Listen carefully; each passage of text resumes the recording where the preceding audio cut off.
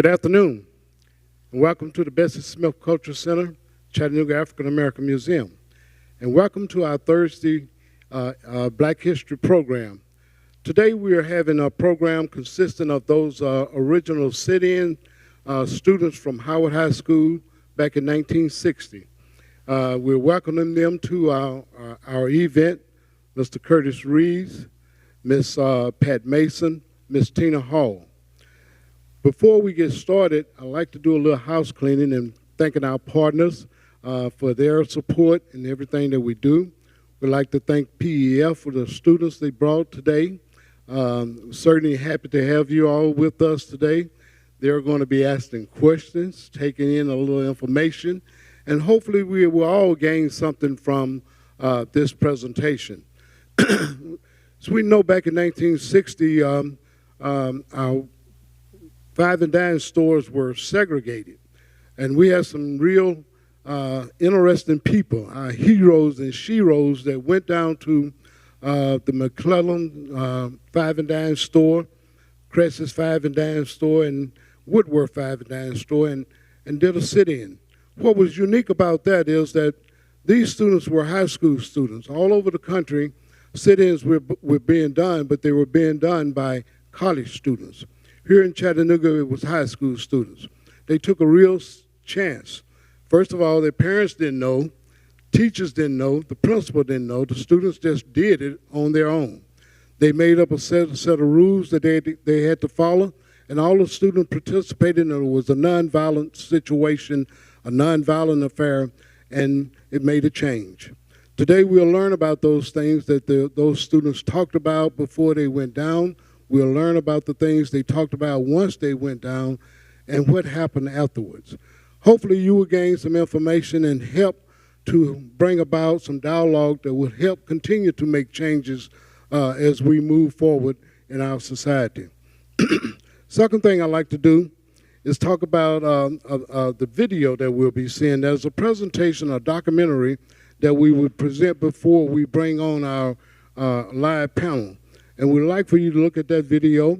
Hopefully you will gain something from that. These will be the people that actually went to the sit-ins. They're adults now, and they'll be talking about some of the things that they experienced during the sit-ins.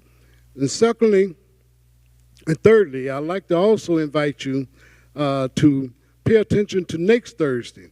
Next Thursday, our special guests will be Brian and Candy Johnson, Franklin and Trissa McCauley, and it'll be moderated by Vice Chancellor Stacy Lightfoot of UTC. This program will talk about a panel discussion about the importance of teaching true history in the schools. So if you come to us next week at 6 o'clock, next week will be 6 o'clock in the evening. It would also be live streamed, but you can come to the Bessie here, sit in the audience, and we hope that you all come and have questions for those panelists after they do their dialogue. But we look forward to having you back next Thursday, the 17th, and then the following Thursday on the 24th, we will have our black elected officials here talking about the things that they're trying to do to help change some of the things here in the city to make the city better for all of us. Now, one of the things I like to say is that not everything faced can be changed, okay? We need to understand that. And this was said by James Baldwin back in 1980. He said, not everything faced can be changed, but nothing can be changed until it's faced, okay? So these students faced adversity, they faced injustices, and they also face their parents once they got back home. And that was terrifying because back when we were growing up, we actually got whoopings for doing things that we weren't supposed to do. Of course, now we don't, they say it's time out now, but that's all right too. But anyway, we're going to go ahead with the video. Hopefully you will gain something, and after the video, we'll have our dialogue with our panelists. So if you don't mind, we'll get started with our video. Thank you again for being with us. We hope that you will gain something out of this. Again, my name is Elijah Cameron. I'm Director of Community Relations for the Bessie Smith Culture Center, and we welcome you, we welcome you, and we welcome you. Thank you.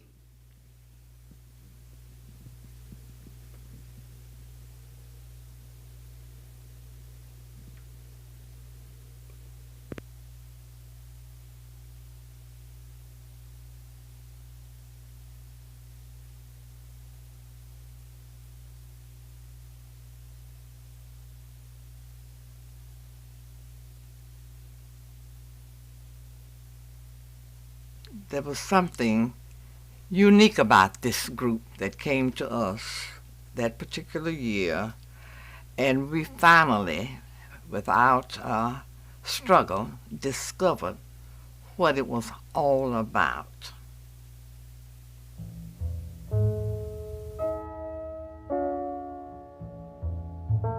We just kind of jumped out there.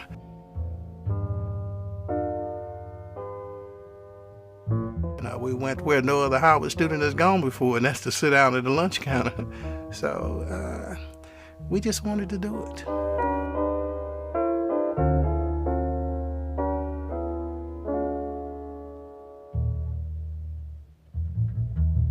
We knew there was an injustice, and we wanted to confront it then. It was just the time to make a change. We saw a good fight, we got in it. They said I couldn't sit here, so I was going to sit here. To just step out and stand by what you believe in. I think that took a lot of guts. It took a lot of courage to do that. So for years and years, we really never talked about it, because we didn't know what the law would do, whether they'd come back on us or not. So, we just kind of forgot about it for a while. This little song that I'm singing about, brother, you know it's true. We were not allowed to eat anywhere we wanted. We had to drink from separate water fountains. If you was white, she's all right. If you was brown, stick around. And as you black, go, brother. Get back, get back, get back. The color of your skin was like poison. And you didn't have a good feeling at all about yourself because you were just so ostracized. To think of some of the things that we went through can be painful. I can remember my father saying, "Son, you really can't go to the University of Chattanooga because of your color." It was undergirded by law, the laws of our state. And if you violated any of those laws, you went to jail. Even picketing, sitting in, were felonies. If you wanted to go into one of those stores and get something to eat, I think some of them had a small stand-up counter in the back of the store. But it was a visible thing. It was something that the Chattanooga natives had embraced and said, "This is ours, we're not going to give it away." Well, we all knew that there were inequities. We just didn't know what we could do about it. So when we found out about the students all across the nation, the college students who were participating in the demonstrations, a group of students got together and said, "We can do this too." Paul and Silas bound in jail, had no money for to go to bed. Keep your eyes on the prize, hold on. And on February the 1st, I think there were 4 students. At least we had more than 4. My kids were right in the middle of it, smack dab in the middle of it. 30 of my best kids at Howard High School walked around and sat down by a hamburger. And you brought out the old National Guard here. Hand on hand, keep your eyes on the prize, hold on. I remember being in a trigonometry class. We as students began talking among ourselves. We began to reflect on some of the sit-ins that were taking place, and somebody said, "Why don't we do that? We had some pretty courageous, ambitious members of our class. We didn't have a lot of meetings. We didn't do a lot of pre-planning. People took their lead from the leaders of the 4 or 5 people that were the leaders. We instructed them what to do, when to meet, where to meet, how long to sit, and it was almost scripted. These are the instructions that were passed out. Number 1, please be on best behavior. Number 2, no weapons. We had about 10 rules that we were to go by. No violence, no fighting. And we pretty much abided by those rules. There will be 3 groups, 1 covering each store. Grants will be led by Andrew Smith, Woolworth by Robert Winston, and McClellan by Bob Teller. We had to be prepared to buy something, and one of my classmates was kidding us, how much they'd have served us, we wouldn't have been able to afford what they were serving, Initially, I got to say that it was pretty spontaneous and creative as well. Some of the senior class officers were going around in the hall whispering, telling about what was going to take place, and it reminded me of the underground. We went down as a group. I think it was a fairly small group. We didn't know what was going to happen. We didn't know how the city would take it. We didn't know whether we'd be arrested. I was there the first day, and I sat on one of the stools. We sat there for about 5 minutes and nothing happened. They just closed the counters down. So I went over to the phone booth and called the Chattanooga Times and told them that we were having a sit-in. Well, the Times office was only about 2 or 3 blocks away, and within a few minutes they were there to take pictures and so forth. Nobody bothered us that first day. There were people who were curious as to what we were doing. I was nervous, but I knew that I wouldn't do anything to get into trouble. I wasn't afraid that I would get arrested or that they would turn the hose on me or anything. I don't know why, but I wasn't afraid. I think my biggest fear was what would happen on the scene. My parents didn't approve, but they didn't disapprove. Right. And there were some scary tactics. And we had no idea what might happen. I mean, we could have been murdered, at the scene, or murdered when we got home, and our parents found out we were involved. The next day, my picture was on one of the stools with my back turned, and my mother's sister called her and told her that she thinks that's me, and it was. One of my best friends did get arrested because she was 19. So she was arrested and booked, and her name appeared in the paper for having been arrested. And her mother worked for some people as a maid, and her mother was fired the next day because of that.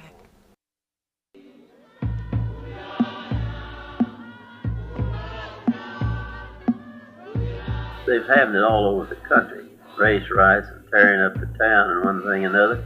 So when it hit the Chattanooga, the told Chief Gould out to call the fire department. Students from Kirkman High School, which was the white high school downtown here, that second day, they came down and there was a kind of a threat. So it became a little frightening then when you saw other folks who wanted to prevent this process from taking place really took action to prevent it. Some of them were like bigger than we were, and some of them were making very threatening gestures, and you could tolerate the language, but you didn't know, with your back to them, what was going on a lot of times behind you. So you were kind of on alert and fearful, but like I say, I don't think anybody was scared. After about the third day, a lot of the white high schools emptied out early, and they showed up. And I think one of those days there was a big fight that broke out that was just incredible. I remember seeing a couple of guys with been beaten over the head with a shovel or things like that, injuries to the face. I ran There was a bunch of us on each side of the street, and they turned the water hose on you. It was terrible. I couldn't believe it, like we were dogs. I think since there were so many students, they were just trying to keep the peace and didn't really want a mob.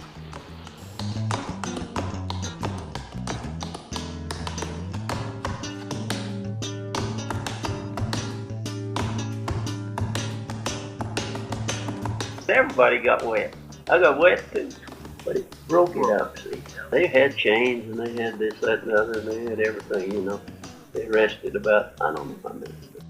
We all got arrested, and they just herded us into a paddy wagon.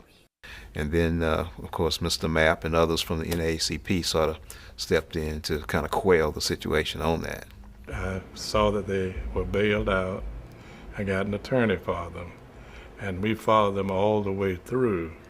I think toward the end we started to attract some of the guys on the football team, and it was probably going to get out of hand. But at that point, they just shut the lunch counters down.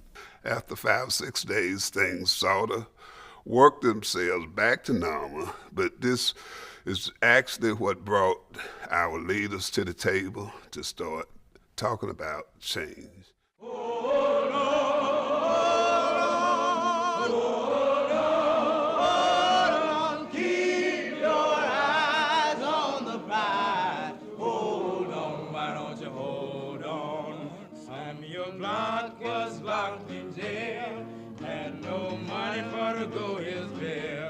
One morning I woke up and I guess the Lord was saying me to do something. I came down, picked up the phone, and called about 10 or 12 clergy. They were black, white, they were Jews, they were Roman Catholics. There were some clergy who were so fearful they would not come. The whole temper of the town was so stirred up. So several of us then went to the merchants downtown and said, will you meet with us? And so we began a dialogue with those folks. I didn't know what the involvement of adults were during that time. The NAACP was their primary support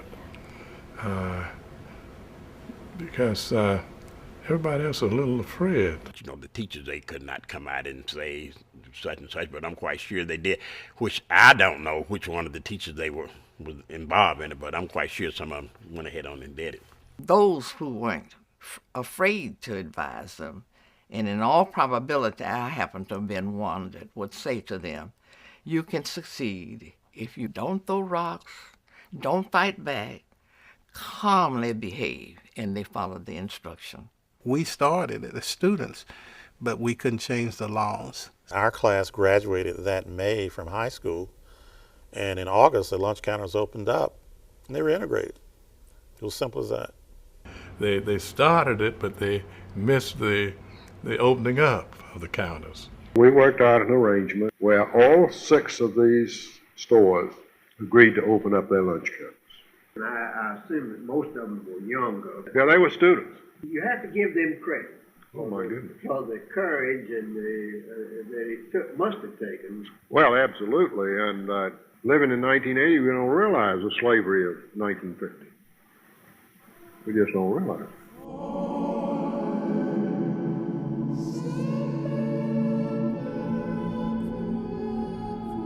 Maybe it made people think that maybe one group of people shouldn't be treated this way. It led to many, many other changes within the city. Ended up benefiting the population, both black and white. I think the fact that this class was involved in initiating the city and had a lot to do with what we are doing now as adults, because we sort of set a tone in terms of providing opportunities whereby we could excel.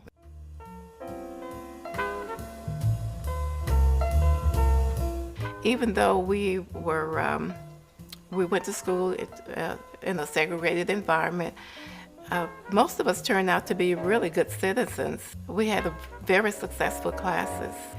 We began to choose other majors when we went to college because then we realized that we could do more than preach and teach. It sort of guided me as to what I am today. I felt that I made a difference then, And I still continue to feel like today that I'm making a difference. I enjoy getting in activity to try to make changes now, even today, 40-some years later.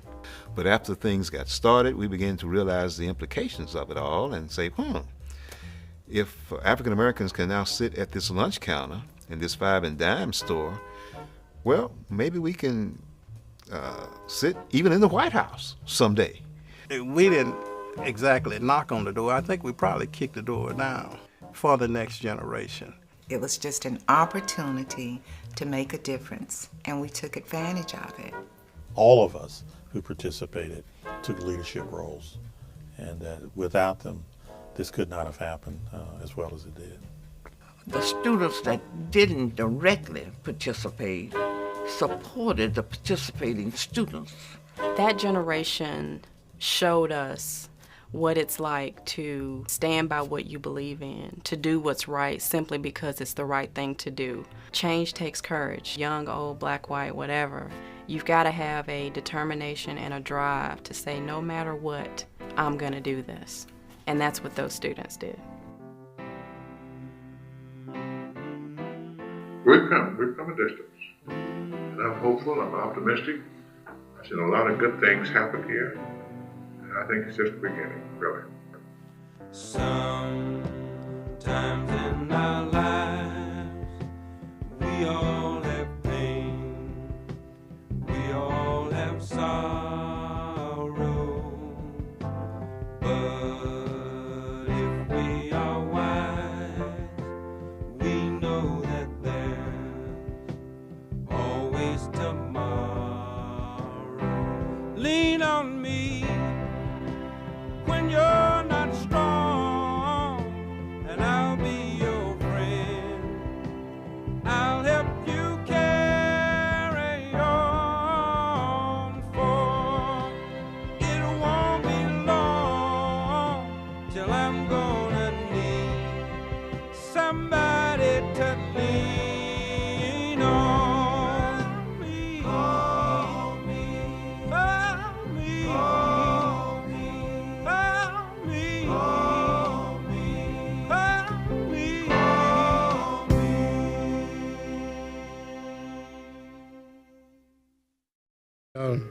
Video presentation. Those were the students after they had become grown and out in the fields doing their thing in their chosen profession. Today we have with us again, as I mentioned earlier, 3 of the original students, Miss Tina Hall, Miss Pat Mason, Mr. Curtis Reeves. They've all gone on with their professions. Miss Pat Mason was a diversity officer. That's something to think about. Back in the day,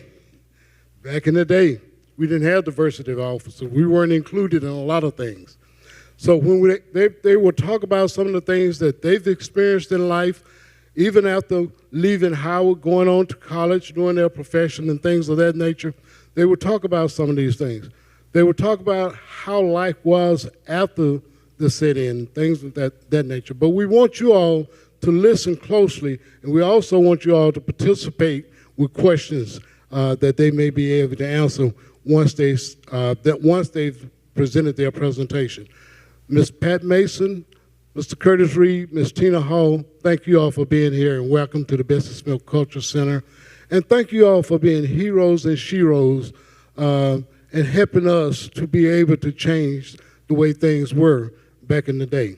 Like I said, you all were high school students. Everyone else that participated in these sit-ins were college students all over the country.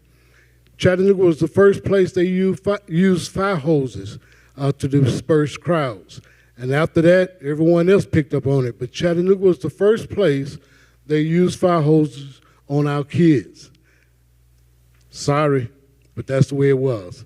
So once we start talking, once we get into this conversation, please ask the questions that you may have. And if you have questions, come up to this particular mic here and ask your question. We'll get started, and I'd like for you all to start with Miss Mason. We'll start with Miss Mason. Okay. Hey, Tina pointed you out. I'm sorry. That's the way it is. But we'd like for you to introduce yourself. Tell us a little bit about your profession after school, high school, and how you've made it since then. Thank you so much for being here. As Mr. Cameron stated, we're all former. Is it on? It's on. Okay. We're all former students of Howard High School, class of 1960. Can everybody hear me pretty good? Okay. And actually, when we got, I'm not going to go through all of how we got involved in the Arch other than to say that we had noticed that most of the kids who participated in those sit-ins were college students. And I think some of us were sitting in an honor society meeting one day after school, and we were talking about it, and we said, well, we don't have a college or university here that we can attend. There was the University of Tennessee at Chattanooga, but African Americans were not allowed to attend that school. So since we did not have that opportunity, we said, well, we can do it on our own. Even though we're high school students, we can do this. So we did. And I had a card here. You have your card. It was about 20 of us. But anyway, there were about 20 of us who went down to Woolworth's. There were 5 and dimes stores. And that's where it all began. We went down and sat down to be waited on, and we were ignored. So nothing special happened that day, and we went back again. And so you saw the video, which pretty much explains the process of how we did the sit-ins and what the results were. The officials eventually gathered and talked about some things, and a few doors began to open. Some restaurants began to open. And there were other inequities. Housing, we couldn't live anywhere we wanted to. Employment, we were treated differently with the same skills, same education, but we weren't promoted, selected, or considered because of the color of our skin. So that things began to open up all over the country as a result of those lunch counter sit-ins. And of course, in 1964, the Civil Rights Act was passed, which says basically that everybody is to be treated based on their qualifications and who they are, rather than because of the color of their skin. So having said all that, and of course you saw the video about it, the members of our class were just something special because many of us were offered positions that African Americans previously did not hold. And I'll talk about myself very quickly. After I left college and moved to Chicago, I took a job at Illinois Bell as a telephone operator. Well, then I decided to move back to Chattanooga. So I put in a transfer to move to Chattanooga.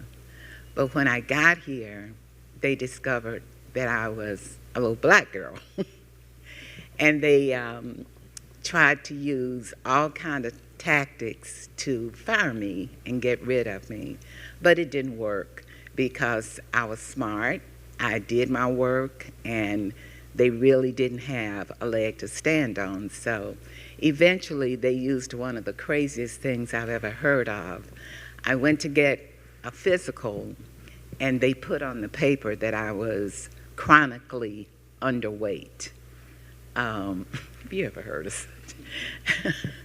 And so I got in touch with James Mapp, who was then president of NAACP, and they fought that whole complaint.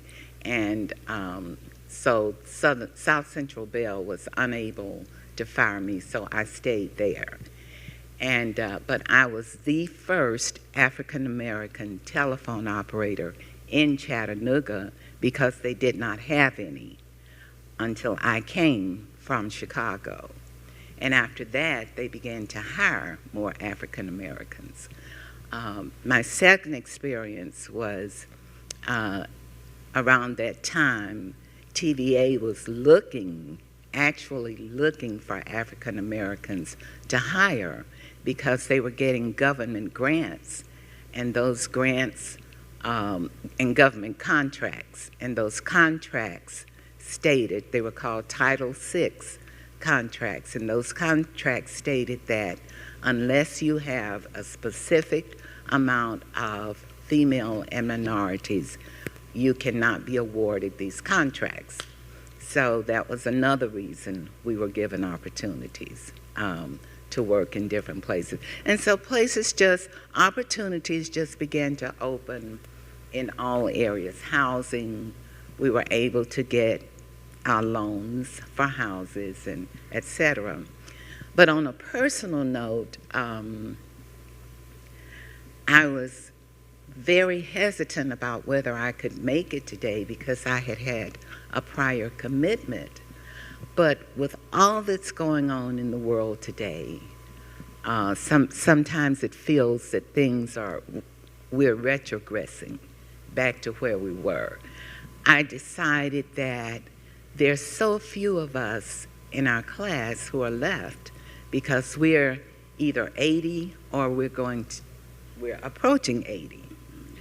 And so we're either not here or we're physically unable to do what we did. So those of us who can still walk, talk, we have to keep telling the story.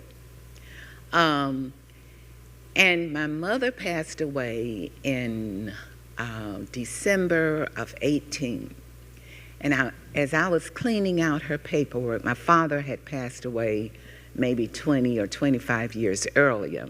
Well, I remembered that when we were getting ready to go do the sit-ins, my mother was adamantly against me going. She said, I don't want them hurting you, I don't want them pulling out dogs on you, and no, you can't go. And my dad said, oh no, if this is something she wants to do, she can do it.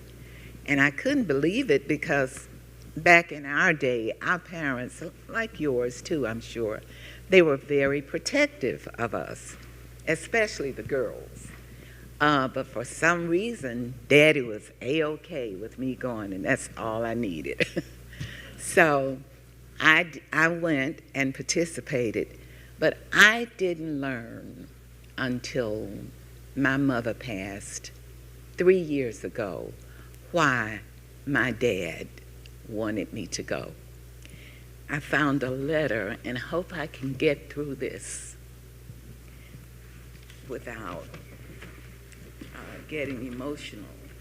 But my father retired from Mueller Company after 64 years. He was a laborer. And at the time that he wrote this letter, he was only 22, which means that he went on to work 40-something more years. And so if you don't mind, let me just read this letter to you, and it will give you an idea of who my father was and how he felt about inequities, discrimination, and all those things, and I didn't even know it. But the letter reads, my father's name was Paul O'Neill, and he has his phone number, and it's so interesting. There's really not a real structure to this letter, but he has up here Army, Navy. So I think he was in the Army and the Navy. Well, it could be. Yeah, and he has January through May and times before. He says, I have 22 years of seniority, and yet, if I were to go up and bid on a job against a white person who has no time, I would not win. The trouble is, I am not given this chance. I have been taking this course offered by the National Vocational Technical College as an 11th grader. I have good marks, and I know I could operate the machine which I help others to operate.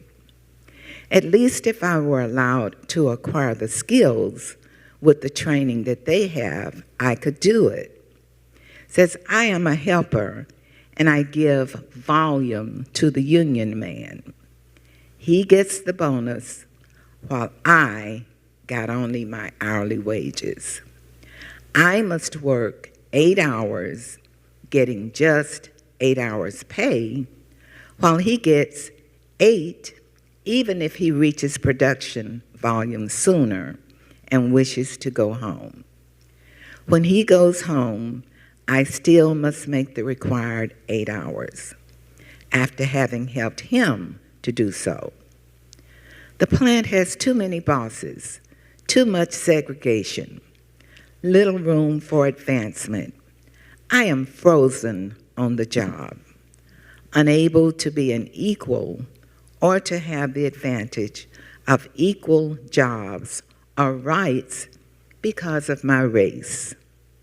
These are some of the complaints which I have against the working climate here at Mueller's. And I was just devastated when I read this, and I thought, if I ever considered not continuing to tell this story, this letter will keep me going. And I just wanted to share that with you because sometimes, you know, we have these feelings that we should keep doing something and we don't know why. And my father spoke to me, even though he's no longer here physically, but his spirit spoke to me. And I told Eli that I had to come and tell this story. So I, as a result of my father pushing me and all of us to do the best that we could do, I ended up as one of the top managers at the Tennessee Valley Authority as a diversity manager and enjoyed a 26-year career there. And I thank you, Dad, and I thank all of the people who pushed me to be all that I could be. Thank you. Thank you, Ms. Mason. Certainly, certainly that is an interesting piece. You can tell that there were some difficulties that we had to endure even at that, even as a worker. Mr. O'Neill had to go through some changes. Couldn't get raises, couldn't be promoted on the job, doing the job the same as a white man, but was overlooked for promotions and things of that nature. And sometimes those things still continue today. That's why we have to continue telling these stories so we can even be better at what we do, helping this country heal those wounds that we still have. I'd like to go to Miss Tina Hall now and get her story, and hold your questions. We're going to get to them in a few minutes. Believe me, we are. But I'd like to get to Ms. Hall and tell us a little bit about what you were thinking during the time that you were, as a teenager, you were getting ready to participate in this march. There were a couple of things that I can think of very vividly that I didn't like. I know my parents had to address a white person as yes ma'am or yes sir, even if they were their age. I mean, not because they had some status or anything, but that's just the way it was. And so they would call my parents by their first name, but they had to address them. And I remember vividly one time my mother had some large quilts to be washed, and we decided to go to a laundromat over on Macaulay Avenue. We loaded them all in the car and got over there, and on the outside of the door it said white only. So we had to come back home with the wash. And there were just so many things that I didn't like about the way they were being treated. And my parents were such good people. And after I graduated from Howard, my brother was already in college, and my parents couldn't afford to send me I had a very good grade point average and an honor student, but I didn't get a scholarship. And one of my classmates who had already moved to California told me that I could go to LA City College for $250. And I said, "Oh, you mean $250? He said, "No, $2.50 to register and you buy your books." I said, "Oh, good." So I headed to California, and things were so different there. I didn't even go to college when I first arrived there. It was so refreshing to live next to people of all nationalities, work with before I started working, but it was just a different atmosphere. And so I started, my first job there was at Hughes Aerospace, and they were building the Minuteman missiles. So they trained us to make printed circuit boards to go in the Minuteman missiles. So I really liked that. Then when they called up on their contracts, they laid us off. Then I went and worked for the post office there. So I learned a lot, because right now I can, if you name a city in California, even a one-horse town, I can almost tell you where it is in California. And then, well, I had to work on the weekend, and some other people that I knew were working at Douglas Aerospace. So since I had worked at Hughes, they said, "Well, come and put an application there."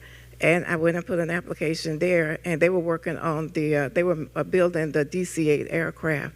And I was in the group that were on final assembly, and we actually worked out on the airplanes on final assembly, and we were wiring up the fasten seatbelt signs and the mirror lights. And I had the experience from Hughes on the printed circuit board, so I had no problem getting that job. So what happened when they called up on the contracts? They laid us off. And a friend of mine who had worked there also went and put in an application at the phone company on Wilshire Boulevard in LA, I remember. She said, and she had a very bubbly personality, the friend of mine. She said, go and go down and put an application there and tell her I sent you. And what happened? They hired me also. And so I worked at Pacific Bell, which is AT&T now, for 22 years. And after I had worked there for a number of years, they offered a tuition aid program. And since I didn't get a chance to go to college here, I signed up for the tuition aid program. And at first they were paying 50% of the tuition, and then you would buy your books. Then they started paying 100%. But to make a long story short, I earned my bachelor's degree in business at Cal State Dominguez, and I had to pay no tuition. I mean, the company paid for it. And I made management. I was a manager in marketing before I retired, and they offered a master's degree for the people who had been in management for at least 5 years. So I signed up for the master's degree, and I only had to pay $30 to register it, and I got a master's degree in the management, because they wanted the emphasis on people and not on numbers. So it was, so I didn't have to pay for that. So it turned out better for me, because I got a bachelor's and a master's degree, and I paid no. I had no student loans afterwards, so it was a good move to move to California. And I'm trying to think of if something else I could tell you that would be of interest. But you probably want to know, why did I come back here? But my mother developed Alzheimer's, and so I came back to help look after her. My oldest brother, who graduated before I did, he moved back from Atlanta, and we took care of my mother. My father had passed back in '72 of a massive heart attack, and my friends in California asked me if I were going to move back. Are you going to move back now? I said no, but we go back every year to California. I took up bowling. My husband got me into bowling.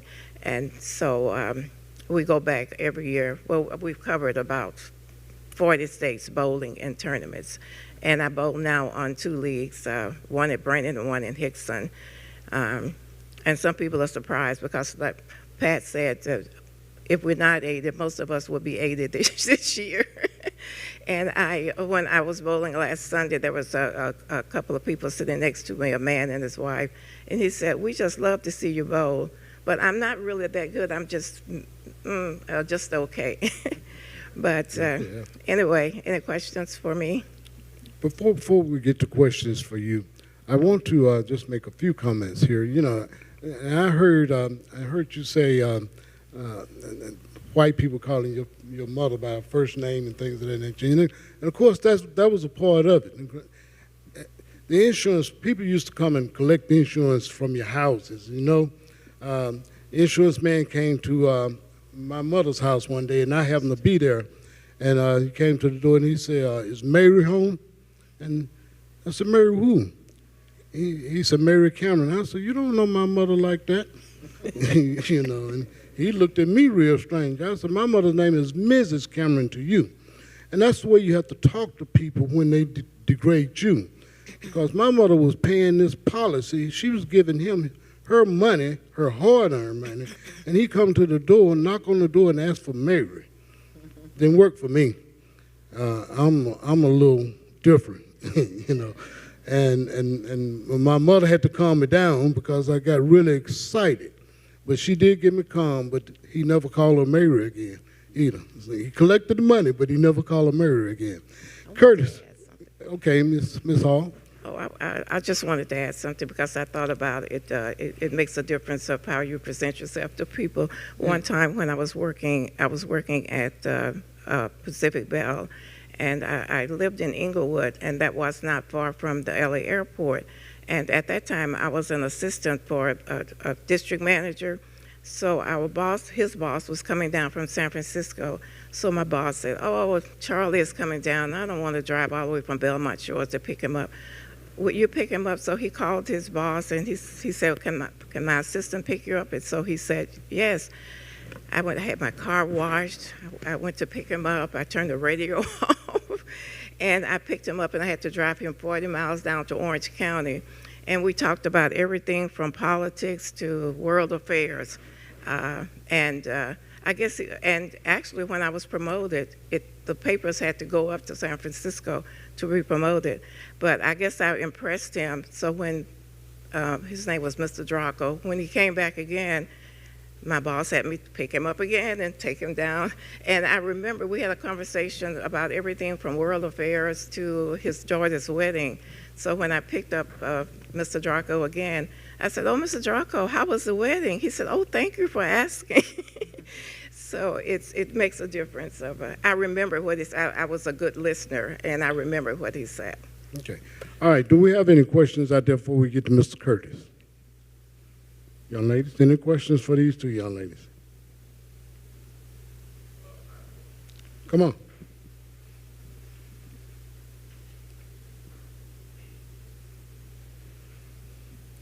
And tell us your name, if you don't mind, in the school that you're attending at the present time.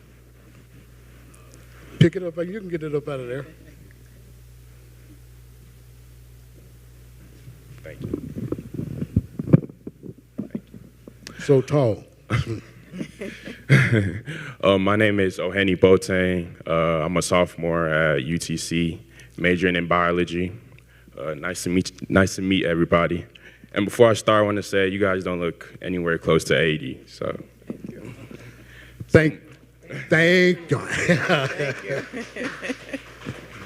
So, my first question. I was doing a little reading before this meeting, and there was a judge back in 1960 who made a quote saying, "The primary principle on which this democracy of ours was founded is equality. Yet we never yet have achieved total equality and may never achieve it." So my question is, do you think there will be a time where black people and Caucasians can truly be equal, or are we just kind of fighting a losing battle?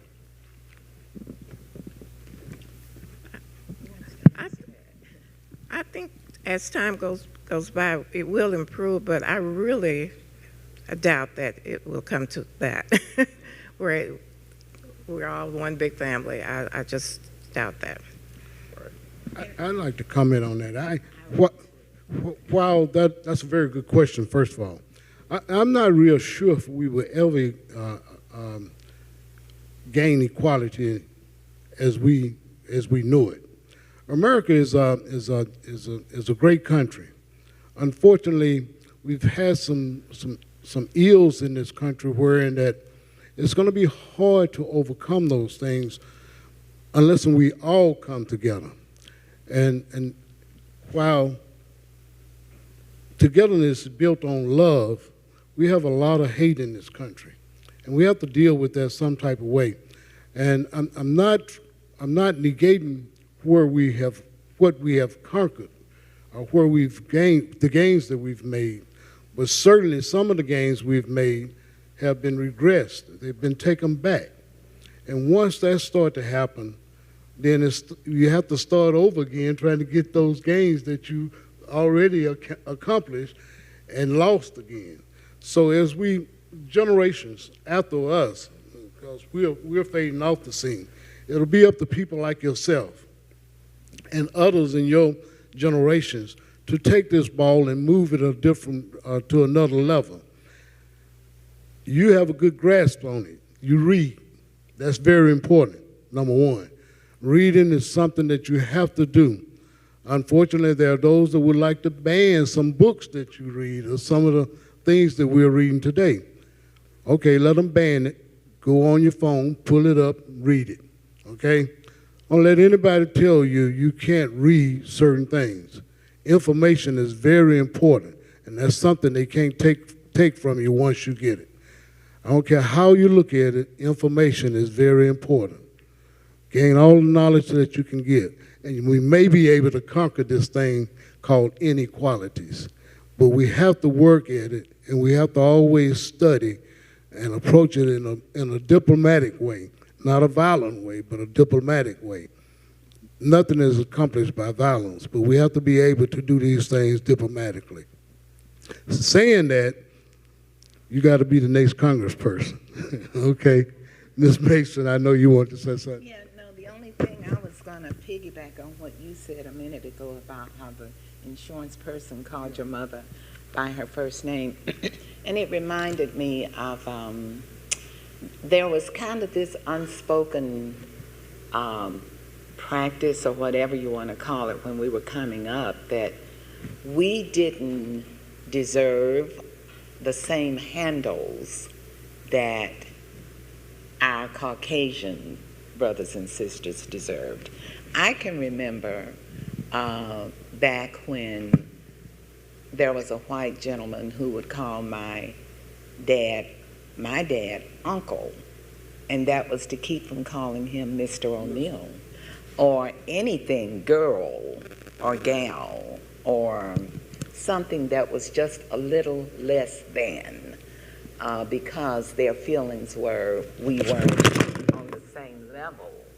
So let's just put some kind of handle on these people. Well, thank God we've lived to finally deserve handles. You know, I am now Mrs. Mason. When my father passed, he was Mr. Paul O'Neill, but that's what happened, you know, back in the day. It was okay to call his mother Mary.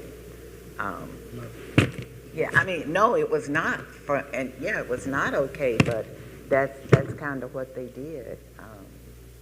So I just wanted to give you all a little history on that name thing. Thank you for your comments. Do you have any other questions? I have one more question. Great. There's been like a recent debate on social media and everything about whether Black History Month is essential or not. Because some people find it as kind of insulting to Black culture, because the white people in society are kind of just stabbing it in our back and reminding us of all the violence and all the pain we've been through in past years. But then some may also argue that it's kind of serves as motivation and to kind of show how far we've come. So I just wanted to know your views on Black History Month as a whole.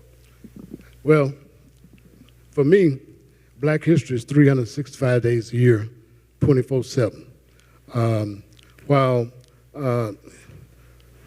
Carter G. Woodson's intentions were to ensure that the gains that blacks made in this country, the inventions that blacks contributed to in this country, the authors of books and things of that nature, Carter G. Woodson wanted to make sure that those things were noted.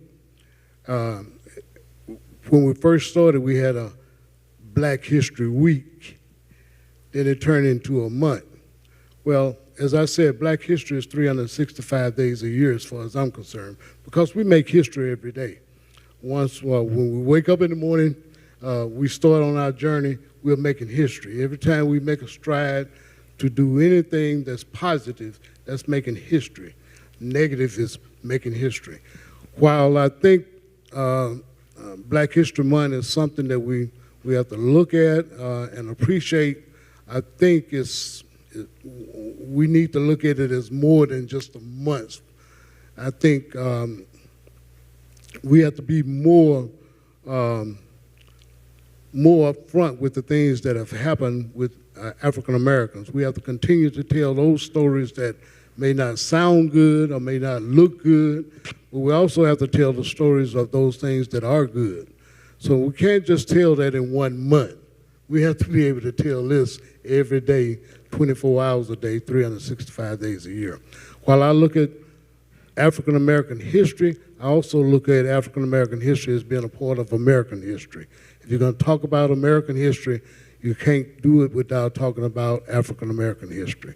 And that's what's been shredded a little bit, pushed to the side. While we talk about American history and everything that was accomplished by white people, we don't always talk about what's been accomplished by black people. So we have to continue to tell that story. And that's why I think that Black History Month is still very important, because we haven't gotten to the point where we are telling the full stories every day. Thank you. Curtis, you have anything? Well, yeah. A lot of the things that we've been talking about, on the stage are, as far as the name calling adult people by children and stuff. Racism is a system, and that's part of a system. It's a system to degrade people, and anything that can be done to do that, it was done at that particular time.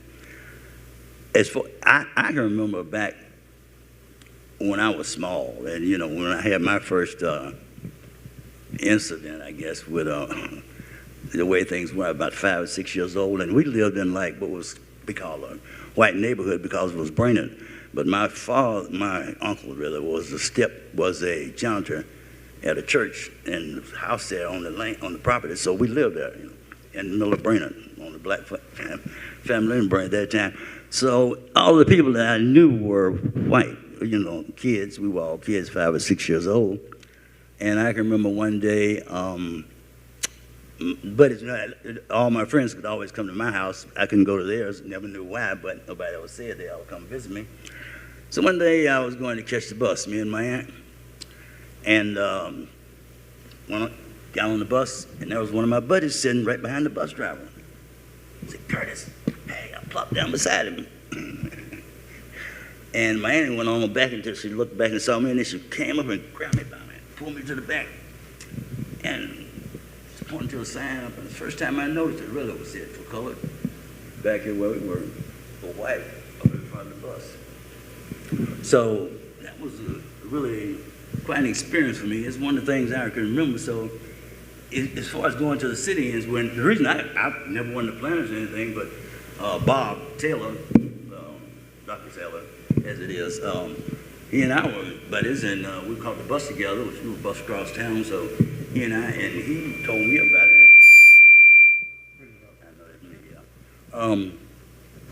And so when he told me about it, there was no way I couldn't go. I mean, I wouldn't go in, because of the way things were at that particular time.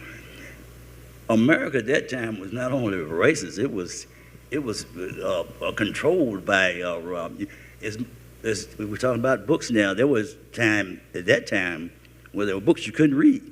There was a censorship. There were censorship laws. There were certain things you couldn't read. That was America at that time, and I think a lot of times we tend to overlook a lot of things, when things look like they're better, but if you're not careful, things will get back because that, okay, I don't really get political like and everything, but there is a movement toward getting what they say the way things were. But it'll never happen, and all it will cause is conflict and violence. The thing with our leaders that are trying to lead a different group toward, okay, how can I say this without really being political, but there are certain groups in power, in political offices, that are trying to really divide America from the way it should be. Democrat or Republican, the way you could always have differences, but the idea of being is to work things through the political, dealings process, right? But it is easy for a person in a political office to break laws that we can't break, and they can do things and get away with, and that stuff lasts. And this is America in the 21st, 22nd century, and we have instant access to anything in the world, but we have also chat rooms, and then we have people that program chat rooms so that things that might have been in a small group once upon a time is now nationwide, and that's part of the reason what happened. The reason January 6th happened. And it was what it was. It was an insurrection. It was some people trying to take over the United States government. And it's kind of like, to me, being kind of like passed over too much. Well, be careful. In the political process now is the way to get things. So everybody needs to pay attention to what's going on politically and engage themselves in that, because that's what's going to make a difference going on up the road. You don't have to sit in at the lunch counters anymore. You can almost get any job you want, but that's not the thing that's affecting the whole. So in order for everybody to benefit from this, everybody's going to have to get together, but you're going to have to watch the people that get in office. And I'm not really sure there's anything to do about the way the social media stuff now is going, but there's a group of people, okay, speaking of that, I can remember pictures. I've got pictures now in my notebook of lynchings. I don't know if you know what that is, but that was like, if you were a black person, you could go into a town in the South, probably somewhere, and if somebody in particular liked you, they could hang you, kill you. Nothing be done. They hang, and I've got pictures of people, crowds of people standing around, watch 2 or 3 people hanging from trees. So what would make a person do that? I mean, what would you stand around and watch a murder? So there are some people that just be led to do anything too easily. So we have to really be careful now. This is an important time. This is an important time. These are really some important times, and certainly it's incumbent on young people as yourself to be paying attention and watching and participating in the political process when you can. Ms. Hall has something. Thank you for your question. We'll get to you in just 1 second, Ms. Hall. And we're going to have to wrap up here in a few minutes, so we're going to get these questions. I just wanted to add something because he had mentioned that if things would get better. But there are so many people that are uninformed because there are so many people that only get their news like from Fox News or right-wing media. They don't watch the other channels to cross-check, to fact-check things. And they believe what they hear and see on these programs. And we have to reach some of those people to watch everything and form an opinion, a better opinion of what's going on in the world. And I guess some of our young people, they get so much information from social media, and some of that is really incorrect also. So I wish a lot of our young people would watch. They could watch Fox News and then compare it with CNN or MSNBC or public TV. I watch a lot of public TV, which is also good. But that's all I wanted to add. Unfortunately, there are those out there, and while we look at the news, unfortunately, there's a distrust even in the way we look at our news. Unfortunately, in America and elsewhere, not just America. The media has become somewhat of a flaming rod, so to speak, because you're not ever really sure what's true and what's not true now. So you have to read for yourselves. You have to look, pay attention to what people are saying, and then you also have to understand the differences in the right and the left, so to speak, or the conservatives or the liberals. We have to understand those differences, but we also have to look at what makes a difference in your life and the life of your family and how you can appreciate what's happening in the world. Okay, getting to you, because we're going to have to wrap up here pretty quickly. We're about 15 minutes from where we're supposed to be. Thank you. Sorry. I really wanted to comment on what he said about how if we feel like we was going to be in this battle forever, but it really depends on us because y'all had y'all turn and y'all did what y'all did, and now it's on us if what we going to do and how we going to go about it. But I did have a question, but I wanted to make that comment. Thank you. No problem. And thank y'all too. I say, oh yeah.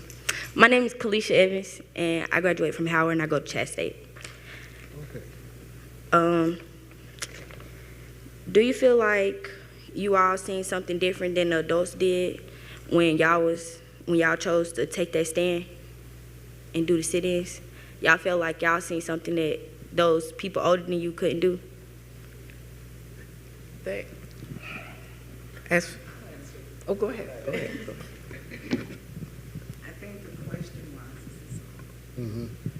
I think the question was, did we see something they didn't see, or did we feel we could do something they couldn't do? And the answer is yes. Because as I showed you with my dad's letter, it took a lot of courage for him to write that letter. Because he had 3 kids to take care of, and a wife and a mother.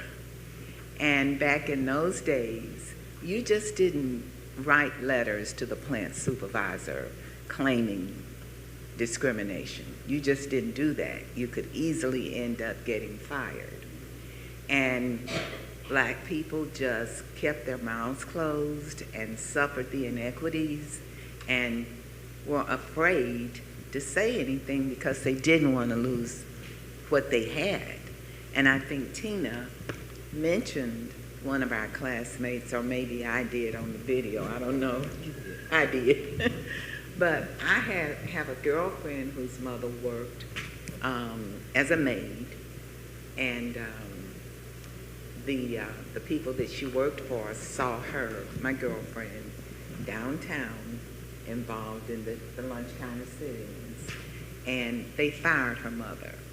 Her mother hadn't said a word and hadn't done anything, but because her daughter participated in it, then there were consequences. So yes, we, the Howard students of 1960, we had the courage to do what we knew our parents and other adults couldn't do. So, hope that answers your question. Yes, ma'am. All right, thank you for that. Any other questions? Yes, ma'am. And certainly we thank PEF for bringing these students, and it's very important that our young people understand the process. Certainly, you guys going to school, getting up in the morning time, riding the bus, being able to go where you want to go, that didn't always happen. It was people like these, myself, that made this possible for you all. So you're going to have to make a difference for those coming behind you. Some of the things that need to be changed in this world will fall on your shoulders. So it's good that you're here, and we thank you for being here. Thank PEF for bringing the students. We certainly appreciate the interest that you've taken in these students, and these students have taken in this process here. Okay, go ahead. Thank you. Hi, my name is Caitlin.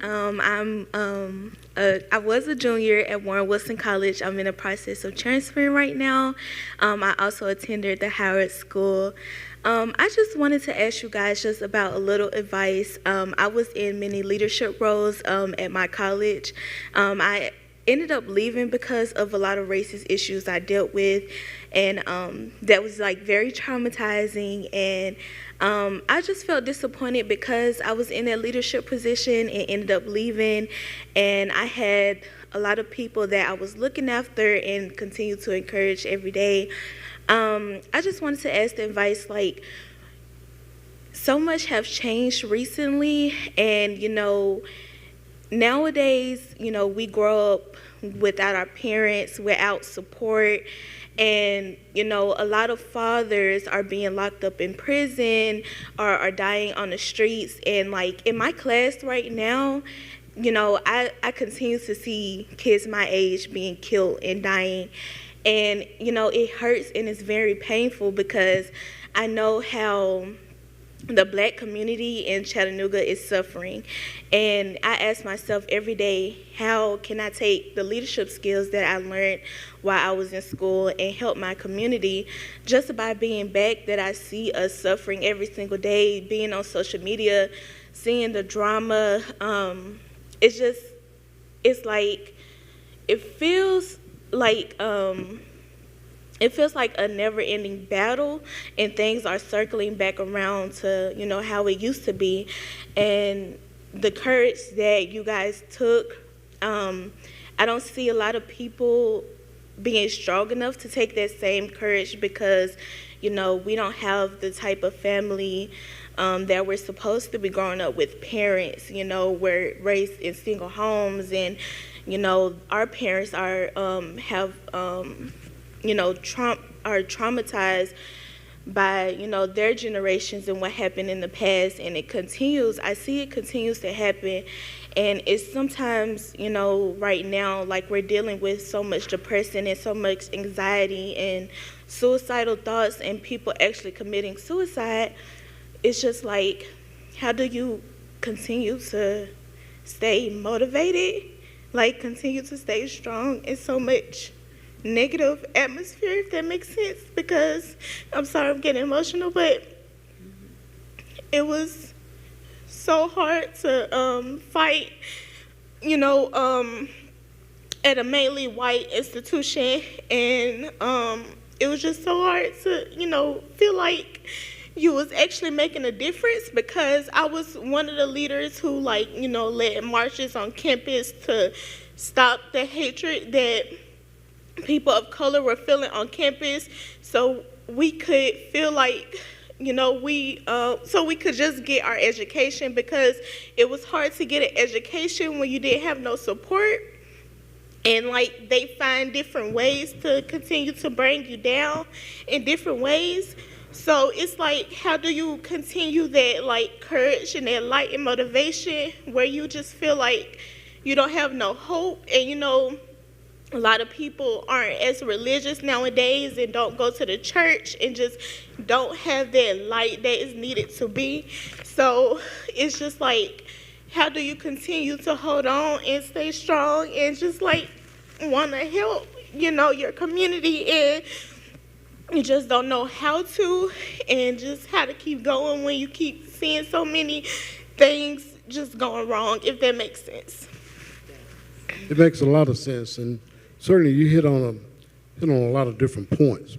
First of all, we've got to start loving one another, and we have to stop killing each other in our community.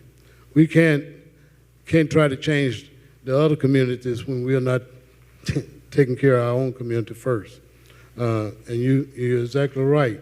There's a lot of things happening in our communities where that young people like yourself doesn't have the support.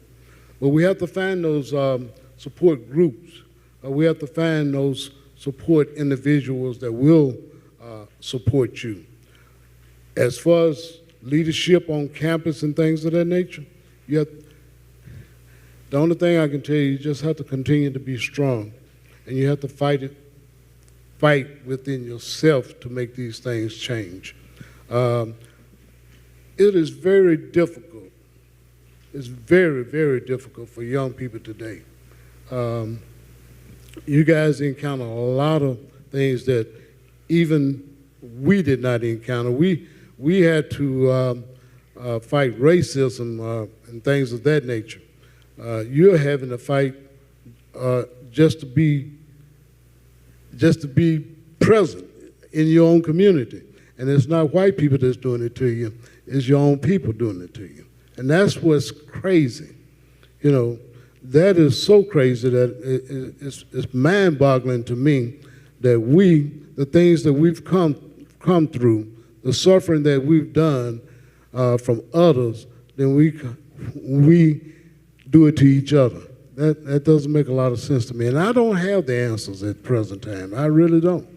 But by the same token, I do know that we as a unit have to continue to fight not only racism, but we have to fight those things that are happening in our community to make a better world for those that are coming behind us. While I know there are a lot of kids growing up without mothers and fathers, shattered homes, wrecked homes, and things of that nature, we have to continuously, and I'll say this, and I'm not ashamed to say it, we have to continuously turn to the Bible. We have to get on our knees. We have to pray, because that's the only thing that we do have. And while people say, well, you don't want to interject religion into this or religion into that, I'm a firm believer that prayer changes things. And that's the only thing I know. And that's why I pray at night for my children, my grandchildren, and I pray for you. Because you live in a cruel world. And it wasn't a world that we were supposed to be living in. It was supposed to be better than what we are. But because of the way we are, we have to continuously try to uplift others like yourself. I need uplifting sometime, and you just uplifted me by the words that you spoke. I feel your hurt. I feel your pain, because I have grandkids, even some your age, and we're trying to make sure that they understand what's happening in the world.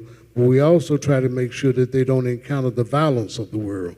So we work hard at that. Their parents work hard at it, and we as grandparents work hard at it.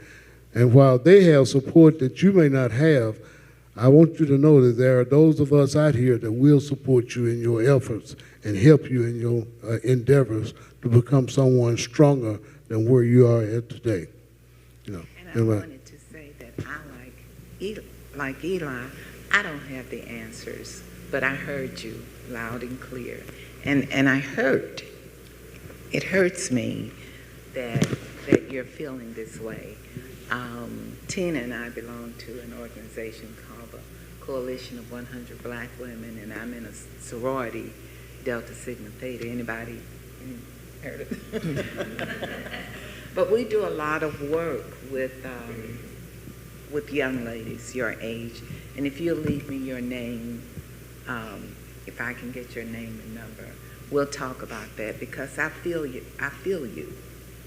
And I don't want you to leave here today without having a plan. Okay? I just want to add one.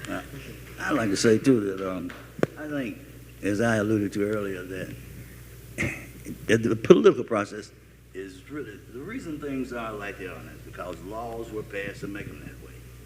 And things happen, that's where things happen.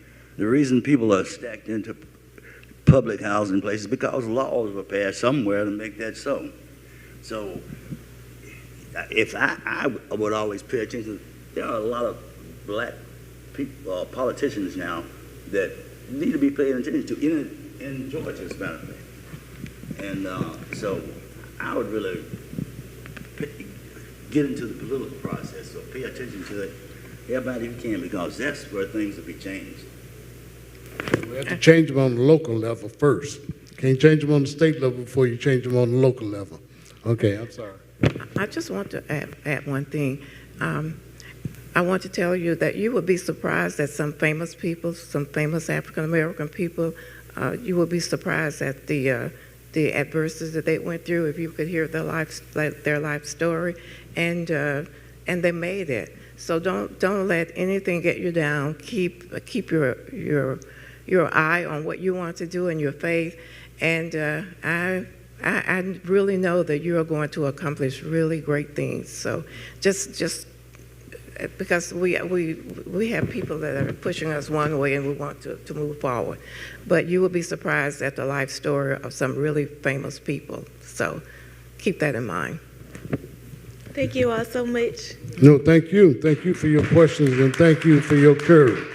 Thank you.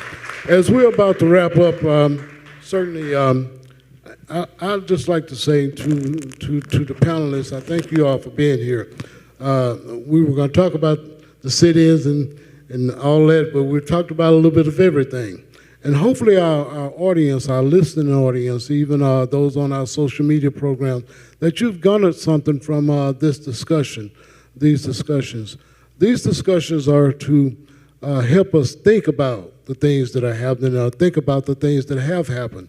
They're not to embarrass anyone, they're not to put any blame on anyone, but they are to help us think, because if we don't start thinking, or if we don't start acting in a way that will help make change, then the changes that come won't be positive change for America. There'll be negative changes.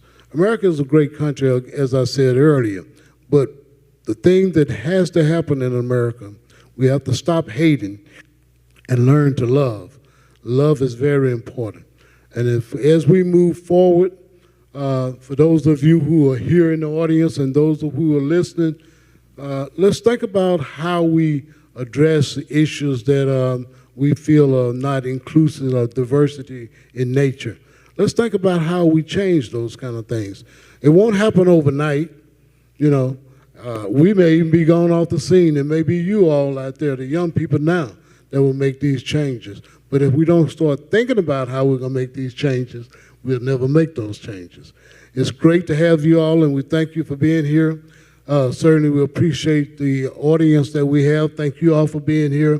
But we also thank you, those of you who are on social media, for taking the time out of your day to listen. I thank my daughter, Janethia. I thank, I forgot your name again, Kristen from PEF. And thank you all for just allowing the students and helping the students to get here today. But most of all, thank you for allowing the BSCC, the Chattanooga African American Museum, to be a part of this discussion, and hope that we can always continue to be somewhat of an avenue for those of you who would like to know a little more about Black history. You can always come and talk to us here at the BSCC. If we don't have the answer, we'll find someone with the answer.